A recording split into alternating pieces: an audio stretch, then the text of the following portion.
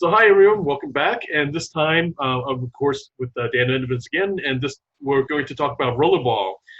There's the 1975 classic, and then there's the 2002. I don't know, Dan, what would you call it if you don't call it a classic? Modern classic, maybe. Modern, right? So Stretch. Sorry, yeah. So we're going to conclude this episode with kind of talking about, why we should or shouldn't remake and do these, kind of reboots and all that kind of stuff.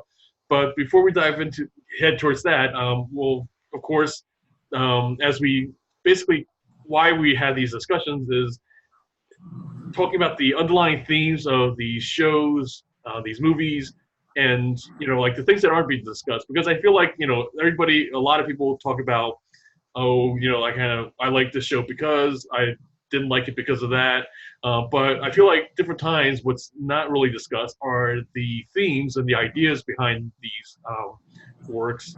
And also I think one of the things that we again we're going to cover towards the end is why we should or shouldn't, or what's the purpose of some of these kind of shows and stuff like that.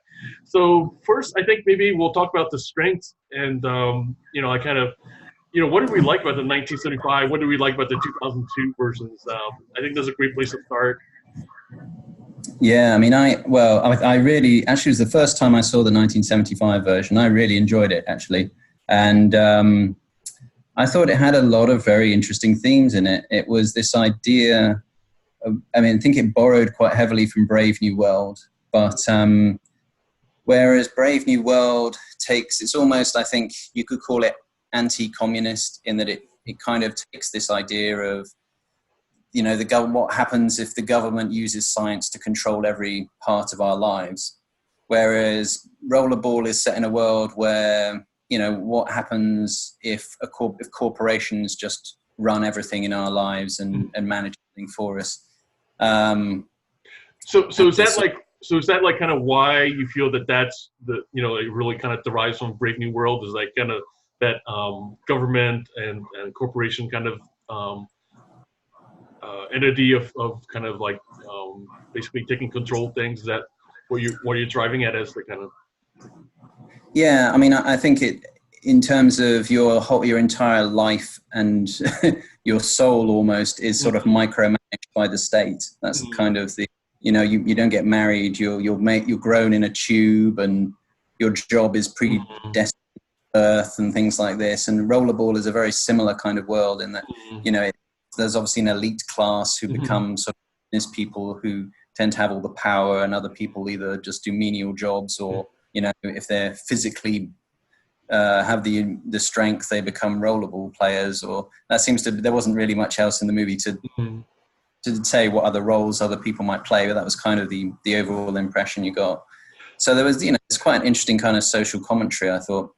And surprisingly, William Harrison apparently wasn't a sci-fi writer. I mean, that's something, the screenwriter, I didn't know that the script came from the short story that he did, and he apparently was not really into sci-fi. I mean, that's something I found surprising. I wouldn't have guessed that, because he went pretty in depth into it, even though that apparently also that people credit him with not being kind of wrapped up in world building, and he just gets right into the action, so to speak, and stuff. So that I found surprising.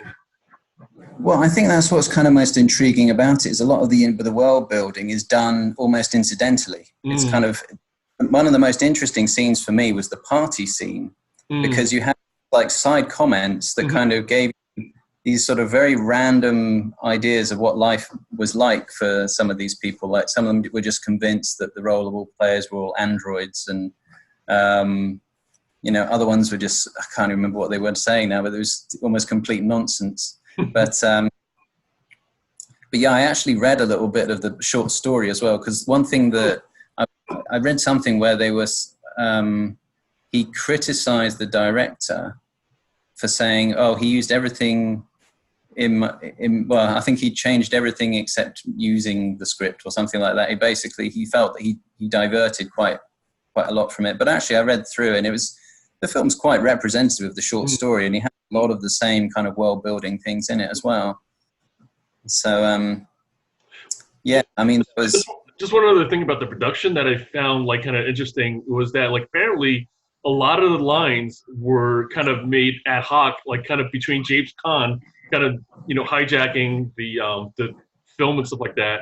A lot of the actors were actually stunt people, and normally stunt people don't have lines and everything. And these apparently this was like the first film where they had to credit the stunt people because they actually made up their own lines and stuff like that, and right. it got kind of into the movie.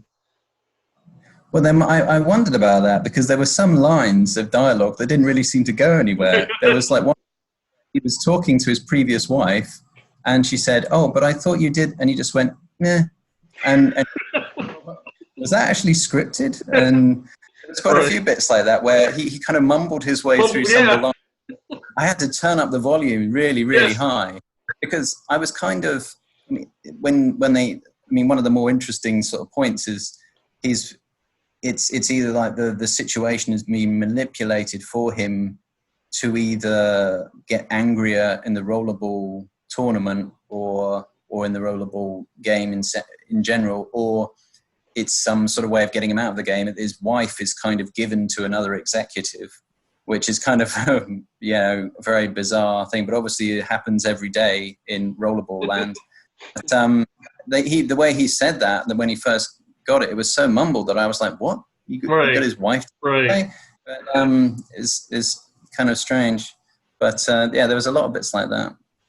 Yeah, and I think the other thing kind of is a real strength is that like you've really felt like that this could be a real sport you're watching. I mean, it felt very realistic. I mean, that like you didn't feel like it was like something that was like kind of scripted or like kind of that was like kind of like where you were like kind of planned action shots and whatever. And I believe that's kind of why like kind of the stunt people probably after a while felt like they it was their movie, so to speak, because they were just like kind of just doing the things, and they were like and apparently like the rules of rollerball like kind of after a while like kind of would derive from what they just kind of established to be the rules and stuff. And because it's I don't know how much detail in the short story got, but apparently like kind of they because they were filming it all the time that they just kind of made things up that like kind of ultimately became the rules. Like kind of there's even like links for that and all that. So.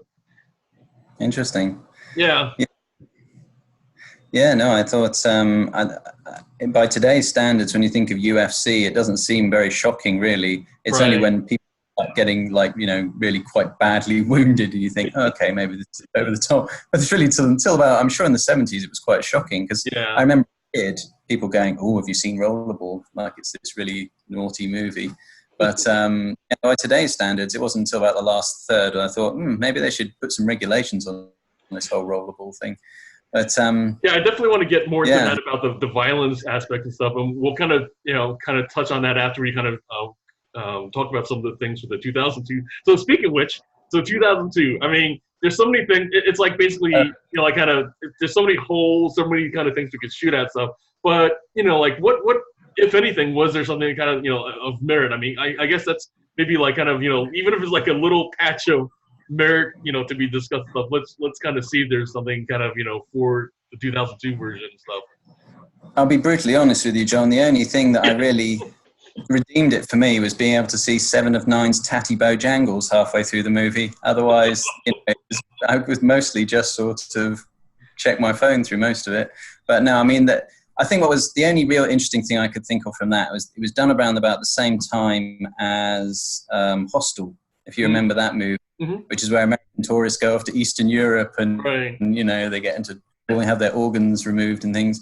And this was kind of, they obviously thought, yeah, right, we can do this. And the kids think they're getting into a sport, but it's actually like a horribly dangerous thing. And it just kind of, it felt like it was kind of the sports version of Hostel they tried to sort of make. Yeah, that's interesting. Yeah, I didn't realize the timeline of that. So that's an interesting insight. I think Hostel was about 2001, roughly. Right. Early noughties. Right. So sorry, just one weird thing that really threw me about that movie was the night vision action sequence. About 20 minutes of the film that was shot in night vision. That's so weird, but yeah. I mean, in a like kind of what's it called Black Hawk Down, or you know, like kind of, you know, maybe Jason Bourne, or you know, like kind of one of those movies where, you know, like kind of the spy action and stuff like that. You feel like, you know, you're with the troops and you're kind of, you know, seeing things through their eyes. You would get it, right? Like kind of that's kind of made sense. But as far as I could tell, like they just chose to do that. It was a director's choice, and you couldn't really see any particular reason why they chose that. I mean, that I have to agree that was like a really bizarre choice. And then on top of that, right, was that bizarre sound effect. Like, you know, do you remember like kind of? Yes, it was like some cartoon sound effect, wasn't there? As they, yeah, it was really strange. It really felt like that. Like, I don't know. At that point, like they were like, you know, like, why not? Yeah. They must have got about halfway through watching the rushes and thought, no, let's run out of expensive film. Let's just use night vision for the next 20 minutes and save ourselves like 20 grand or something. I mean, they did have like LL Cool J. They did have like kind of, you know, Jean Reno, who I really love from The Professional. I mean, he's like one of my favorites for, you know, just that, you know, kind of performance like that. I mean, they had talent on their hands, but at the same time, it was like kind of, I don't know, like, yeah, I mean, and even like, you know, the director really, like, you know, Die Hard, like, you know, this is not somebody who is like his first film, but the problem was the end result though. It really felt like, or it looked like kind of just like somebody's like, you know, maybe first or second attempt, you know, at filmmaking. So really like kind of really bizarre how, and I guess even Roger Ebert said that like he wonders like, you know, like, or somebody should do like a behind the scenes and talk about like kind of what took things so off track and everything. And I guess that's ultimately like, you know, I have to admit that like we, if there's any pluses, it was all the talent and all the things, all the elements that they had, you know, kind of for the stew. But then ultimately it became this kind of, you know, brown mush that like kind of, you know, we really wonder what were they trying to do and stuff like that. Because you had all the talent, you had all the, you know, right ingredients, it seems, but yeah, it just didn't come together. I mean, I can imagine how they pitched it to Chris Klein. It must have been something like, oh, well, you know, like American Pie was a teenager thing. Well, imagine if that teenager got trapped in Eastern European with some dangerous criminals and had to fight his way out. You know, he must have thought, oh, yeah, okay, that's an interesting twist. It was just, I mean, Jean Reno was, I mean, again, normally a great actor, but I mean, in this, he was, he sort of came from the pantomime Bond villain school of villainry, and yeah, it was just completely over the top. But I mean, I don't know. I guess it worked in Die Hard, like, you know, like we're, you know, one of the classic villains, right, is Klaus, you know, like kind of, and we feel like kind of, you know, like I guess somehow or some reason his cartoon villainy worked in that one, but in this one, like kind of, you know, it just really, Reno just really comes across as like kind of like you said, like really like out of, well, I mean, it worked in the sense of in that universe that was created, but ultimately in terms of, again, like kind of trying to make this into something that like could have been more and stuff, you know, a remake of a really classic film, stuff like that. It just like kind of like, it was like the spoing, you know, like kind of it was just as much like the sound effect, like kind of we're like, so like, why did you make that choice, you know? It was very odd, wasn't it? I mean, I think, you know, I mean, the difference I think is that Alan Rickman as in Die Hard is basically just playing Alan Rickman. That's probably why it works better than Jean Reno. Yeah. So let's talk about like kind of the violence between the two and stuff like that. I mean, in some ways, apparently the 2002 was like kind of, you know, more violent and stuff, you know, like kind of, you know, like where, I don't know, a bit more, you know, blood and like kind of that kind of things like that. But yet I feel like the punch was still with 1975. Was it because of like maybe, you know, like kind of just the context where at that time, like we didn't see things like that, or I don't know, or what are your thoughts about that kind of? I think it's so glossy. The 2002 one, the 1975 one has this very, like a lot of movies in the 70s, has this very kind of stark, void-like menacing undertone throughout the whole thing. So when someone gets sort of hit, it's kind of, Funnily, it's more effective because there's so little else kind of going on in the background, and you really kind of, it has almost, and that almost becomes repetitive, and there's almost, I don't know, hard to describe. It's almost like you become desensitized with it during the movie in a way that's distasteful. And the really amazingly effective shot for me, again, was at the party where everyone's watching the highlights of him just repeatedly killing people, basically. And there's just this woman who's just crying, and it just cuts to her face and then moves back to the party. That was such an effective shot. I mean, it was amazing. And I think as well, John Houseman just does such a fantastic job. Yeah. He has this kind of mindless, threatening nature throughout it all. Like, he's just doing what he's supposed to be doing, what he's told to do, and he has this sort of like drive to just, even though it's horrible what he's doing, he has to do it because it's for the good of everyone. And it's almost like he's as intoxicated as the people in the party through the thing. So there's kind of this, there's a certain sort of menace, I think, when people are portrayed as not really all there and just sort of doing dangerous things because it's what they're supposed to do. I think like the context is a key, like where the violence was like kind of not just simply done for shock value, whatever, even though like it had shock value, but I think it was even more powerful because it was so organic to things and stuff. And like you said, like, just between like the sport to like kind of the corporations running things and stuff like that, to even, like choosing John Houseman to be, like kind of, the embodiment of the corporation or like that. It just flowed. Whereas, in the 2002 version, you felt like, I mean, I don't know, the sudden kind of thing cutting to the nightclub, you felt like this kind of cabaret show where like, just like the different choices, like kind of just felt very much like, I mean, the only other one in recent history that kind of made me kind of go, huh, was like kind of the Star Wars movie Solo, where they suddenly went into this kind of James Bond kind of casino atmosphere or something like that. It was like kind of like, what? What does this have to do with like kind of, what's going on in the rest of the film and stuff? Yeah, it's almost like they make this saying, okay, we've got to sex this up somehow. And it kind of, they basically pulled all of the social commentary out of the 2002 one. And I mean, it wasn't a very sexy movie, the 1775 Rollerball one, but it was quite interesting. It was considerably more interesting, I thought. Well, speaking of sexiness and stuff like that, like they throw in, like you said, the kind of the what's called the nudity shot and stuff like that, and in the 2002 version and stuff. And I felt like it was just like kind of this kind of, if anything, just a great example of how, Hollywood seems to kind of like love to do this kind of MTV version of things. Like if you see like the new Magnum PI, right, stuff, that's what you feel like when you're watching that. It's like they miss out on, to me, what the point of the original Magnum PI was, or what the original Rollerball was, and they put this MTV version that you kind of go, okay, all the gloss, but like none of the substance and stuff like that. Yeah, absolutely.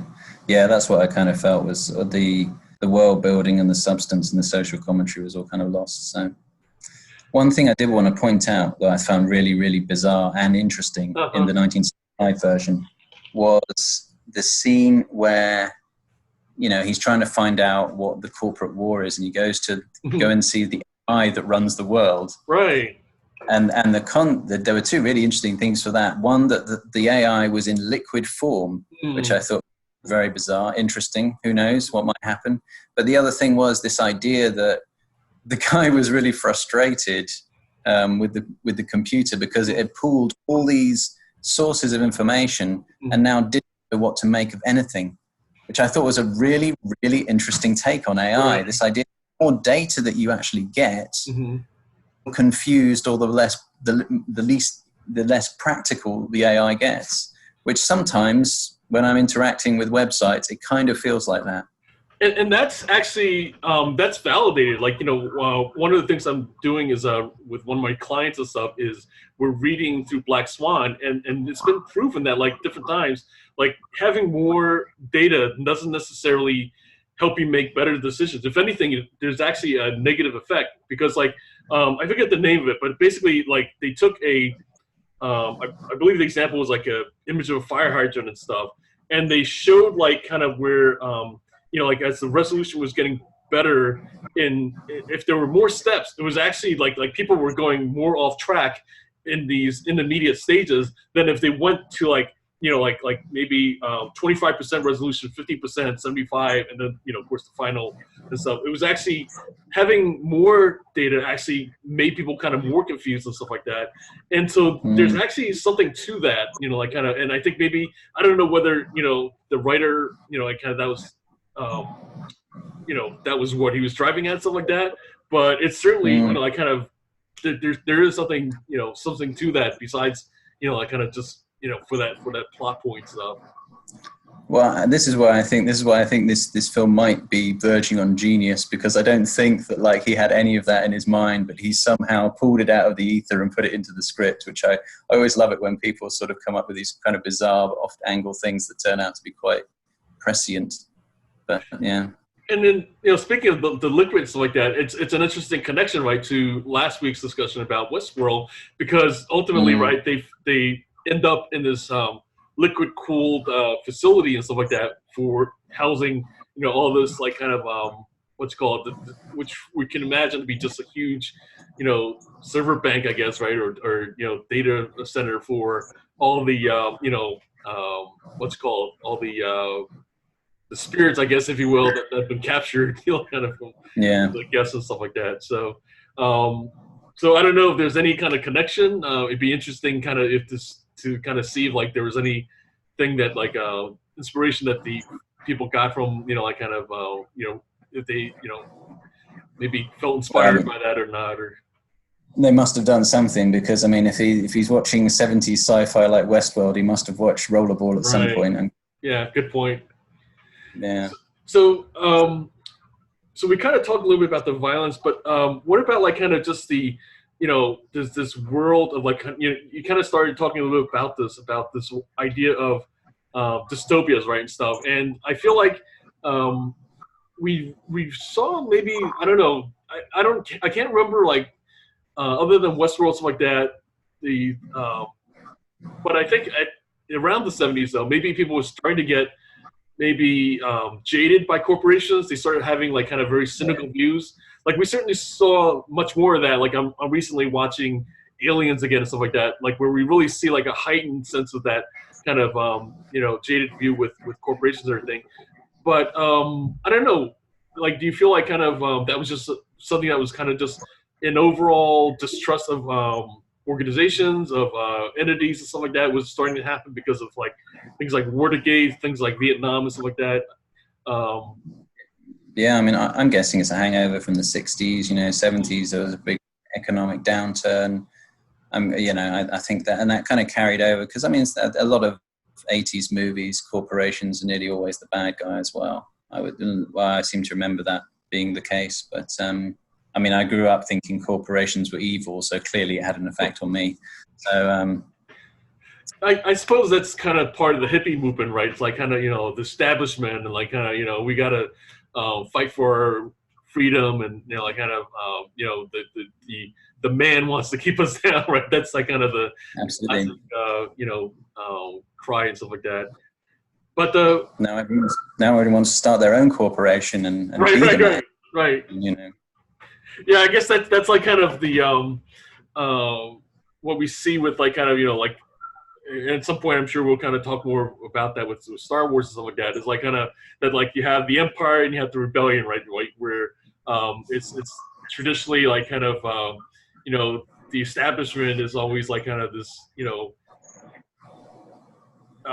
immense like kind of force that kind of that dominates and wants to control everything to create order, and then like ultimately the underdog like just wants freedom and kind of to do their thing. And I guess that's actually like a key part of like kind of like you said, the reference to the Brave New World, and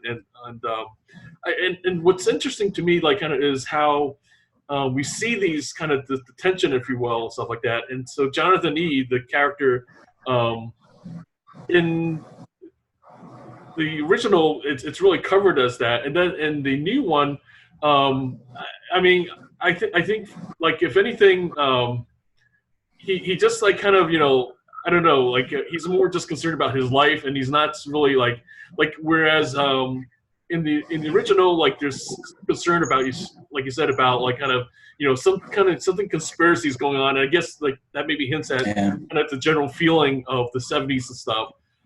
Whereas in the new one, like kind of the 2002, he's just concerned about like kind of like, oh crap, like kind of they just want to like kind of off us, like you said, like Hostel and stuff like that, and it's really not any kind of plot per se. It's just the fact that like I don't know, that like there's a sense of like this kind of psychotic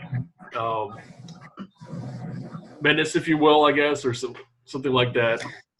Yeah, I mean, obviously the 70s one is about individuality, really, isn't it? Mm-hmm. It's like they're trying to sort of say, the whole point of Rollerball is to show that you can only win as a team, and there shouldn't be any individuals. So the individual gets destroyed because it's kind of individual egos that brought down whatever society came before. So, Jonathan E represents the breakthrough of the individual power. Whereas, and they tried to kind of crowbar that into the 2002 one, saying, oh, he's kind of, I mean, I guess this was right after the Berlin Wall fell down, breakup of Russia and like this. So it's kind of like, oh, criminals have taken over, but now he's going to try and lead another revolution. So they kind of tried to crowbar it in, but it was kind of a very half-hearted attempt right at the end, because there wasn't really any political stuff through the rest of the movie. So that's, yeah.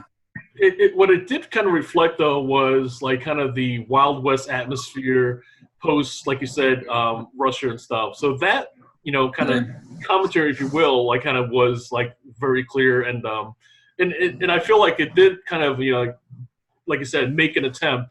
I mean, other than kind of just, basically showing a little bit about like kind of you saw like kind of the money changing hands and kind of like this kind of atmosphere where like anything goes and stuff like that.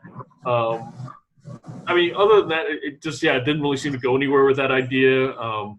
And then an interesting choice, and I guess where kind of here's like something like, I don't know if it's like kind of maybe just because, again, they want to kind of do the MTV kind of thing, whatever. But just we kind of talked about like kind of had nudity, but then the in the 70s version, right, is guys in lockers. So it was like kind of like there was nothing to that nudity stuff. But all of a sudden we had women right on in the sport, and so that was an interesting kind of post-feminism kind of thing and stuff. Where and coming from a military background, I did see how there was that kind of thing where between like the time I got joined, where they were starting to integrate women into like kind of working side by side with the men and stuff like that, and to around 2000 or so, like where they were much more integrated. So that was a reflection of the time, I guess, is like maybe the way to say it. Yeah, no, well, women are clearly quite disposable in the 1975 one, because they either traded to the businessman, or they're certainly not in the sport. Yeah, I mean, the other thing with the 2000, I mean, I suppose the thing with the money and everything is, well, they made it about greed and media manipulation, I suppose, in the 2002 one, whereas right. The 70s one is like, it's actually a necessary part of the game that people have, regardless of greed or money or anything else. I think that's actually slightly more insidious, that society demands these deaths on the pitch, whereas it's done for more sort of, I guess, understandable reasons in the second one. Like, other than the clips in the 1975 version, what did you think about like kind of that? There's this kind of weird interview session that Jonathan E was in and stuff. Do you remember that, where he's just with the girl, and like I didn't really understand like kind of what the point of that was, and like kind of what was really going on. Like kind of, like you said, there's a lot of mumbling, like kind of, and I think they were trying to show something, but I didn't really get what they were trying to show with that. Yeah, I mean, I guess he was that was kind of interesting because it didn't really seem to. That was one scene that was quite confusing and didn't really make a lot of sense. Really. Okay. I mean, I suppose it's there to show that he wasn't really interested in playing the media game anymore and wasn't interested in reading the script. I think it was this idea that, I mean, probably back then it may not have been that obvious that people were given scripts when you thought it was just whatever they were thinking. So right. Maybe that's what they were trying to sort of illustrate in that. Yeah, because he got chastised, right, by John Houseman's character for going off script and all that, and that was like apparently a big deal. I couldn't really understand if that was John Houseman or if it was just some random booming English voice in the background, because there was actually like a person. It would seem like this weird voice that came out of nowhere. Right.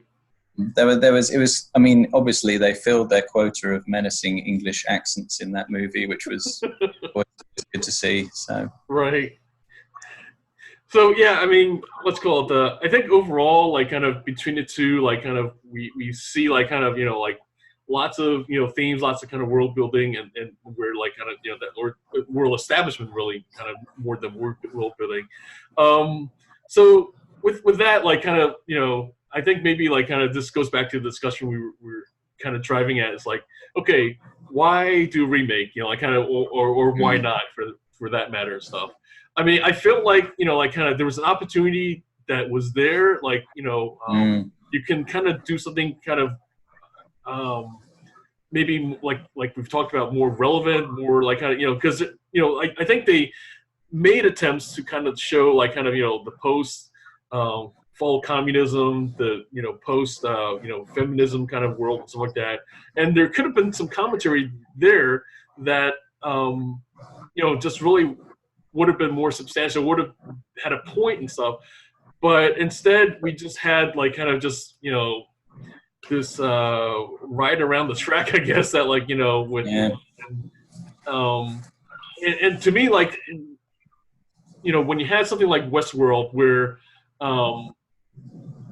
so coming from that discussion and stuff like that, we really see like that here we went from a classic 2-hour movie to like a series that like like right now we're going into season 3, that like they really like have a richer storytelling with themes and ideas that like where people are guessing, stuff like that. So I feel like the current Westworld production, they're really taking advantage of the medium that's being given to them, which is like kind of this binge watching seasonal kind of atmosphere.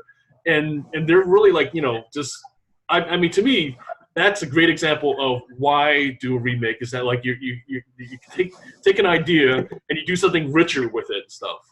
Yeah, absolutely. I mean, yeah, and I think as well, it's always, sci-fi is always of its time a little bit, or it's always it's more of a commentary on the time, and I felt, aside from the breakup of Russia, they missed any kind of other opportunities to kind of delve into any deeper subjects. And I think that's what you have to do with a remake. You've either got to reinvent the most powerful ideas from the original, or introduce new ideas that are more of the time, or are more relevant in the time. And you can see that in like Westworld and Battlestar Galactica. They've reinvented a lot of the ideas in different ways. But I mean, the one of the idea I feel like they kind of touched on, but really didn't really do much substance with it, was this idea of art or anything for that matter, any kind of performance stuff, just to collect a paycheck. I mean, they kind of touched a little bit about that, like here, like kind of, you had, like, of course, LL Cool J saying like kind of, hey, come on over, and like kind of it's an easy paycheck and stuff like that. And at first, like, Chris Klein's character is resistant and everything, but ultimately, like, rather than going to jail, he just kind of jumps on this ship and stuff like that. But I mean, like, we see them kind of like, okay, things start getting a little like out of hand and stuff like that. So let's bail back to the home country and stuff like that. I mean, it's really like kind of I don't know, like it almost, to me, like kind of mirrored the sense of like where some of the people felt it kind of like was maybe just a paycheck for them and stuff like that for the movie. And not that there's anything wrong with that, because let's face it, like kind of Hollywood, like basically provides income for a lot of different, families and a lot of, kind of, people, stuff like that. So, there's something to be said for a paycheck and everything. But on the other hand, that's probably one of the worst reasons to do a sequel, to do, anything like the other recent one I can think of is like Ghostbusters, where like it just felt like a sequel that, like, why was it made, like, kind of, and it I feel like it was reflected in like the production, like, kind of, that like there wasn't really anything brought to the story that, like, kind of, other than like kind of just, okay, they have women instead of, guys in the roles and stuff. Yeah, it's kind of a very, very basic way of empowering women in Hollywood, in my opinion. It's like you could do it in a slightly more interesting way than just taking original idea and just replacing all the cast with women. It's, you could give a bit more depth to the idea, perhaps. But yeah, that's one we should do, actually, because I haven't seen the new Ghostbusters. But anyway. Oh, okay. Yeah, to be honest, I haven't seen it either. Like, I'm just not like not like rushing to see it, but just from what I've seen, like, kind of it and stuff like that, it will definitely be one interesting to kind of go more in depth and everything. So yeah, definitely we'll put that on our list. Yeah, I think any other kind of thoughts, like, kind of I think maybe for this time we've kind of touched on some of the big topics and stuff. Any other things that, like, maybe we might have missed? No, I think I'm all out of thoughts. So. So yeah, I mean, yeah. I don't even think it's worth, like, to kind of like, I think it's pretty clear, like, what's called what we think of the different ones and stuff like that. And the only other thing I could think of is, like, maybe one thing that, like, is a idea or theme that's kind of close to my heart, is about the warrior kind of class. Like John Houseman does a little bit of a discussion about it and stuff. And there is something to, like, where I feel like, having worked around Hollywood, having come from a military background and stuff like that, that sometimes, like, Hollywood likes to, or they love to, kind of bring the, take things from the military, and you'll hear, like, kind of, on set, like, like military terms, like, oh, I got to take a 10-2, and, like, kind of, or that they'll like speak in very much military jargon and stuff like that. And interesting. Yeah, and so we do also see, of course, in the movie, the original, that, like, there's very much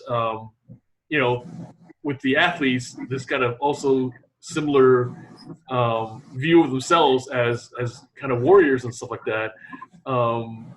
And I think, to me, like, it just kind of the only real kind of main takeaway from that is that, like, sometimes there's this view then of, like, kind of that it's yet another class. Like, we have the corporate structures, we have, like, kind of the rest of us, right? The kind of civilians, so to speak, something like that. And then you have, like, this kind of class that, like, they put their life on the line and stuff like that. And and coming from a military background, I can definitely see that's kind of sometimes what it is. Like, kind of, it's a combination of, like, kind of not only how people see themselves and stuff, and it's also, like, a little bit of how they're treated. Like, because certainly when the proverbial crap hits the fan and stuff like that, it's great to have somebody you can count on who's going to charge the beachhead and everything. In the movie, we see, like, kind of these people willing to kind of put their lives on the line and stuff like that. And then right up to, of course, to the finale with Jonathan E. He's, like, kind of basically he doesn't want to give it up. He like, kind of he sees himself, like, kind of almost like where he doesn't know any other way of life and stuff after he's, like, had a taste of it and everything. And that's something, if anything, is a reflection of kind of whether it's PTSD or that kind of thing, where some of these guys, they come back and they once they've had that taste of, like, kind of this juice, if you will, and stuff like that, they don't know what to do with themselves. Tina Fey in the one movie did it from the perspective of a combat reporter, and where she also, like, kind of I forget the name of it's like I think it's Whiskey Tango Foxtrot. I think is the name of the movie, and where she really didn't know what to do with herself and stuff. Coming back to the civilian world, so she goes back and and so it is something to that, and I think that's like kind of I mean, if there's something else that like the 2002 could have done, like kind of because you have these soldiers coming back, their first ones coming back from combat and stuff like that, after 9/11 and everything, we could have. There could have been another kind of theme that they could really cover and stuff. Yeah, no, you're absolutely right. The kind of, I guess, in a world that has the absence of any kind of war in the 1970s, you get this impression that they're like a military unit, and they're obviously kind of very tightly knit. But it's interesting what you say, because I mean I've worked with quite a few military guys, and there was a real mixture of guys who just wanted to get on with their civilian lives, and others who wanted, that if there was a contract, like a kind of, this was in the world of IT, they go back, and there were kind of like danger missions where they could go and do networking, but they get close to the action again. So as some of them really reveled in it. But, one of the best movies for that was Black Hawk Down. I mean, they did an amazing job of like there's more than one guy I've talked to that they just really just.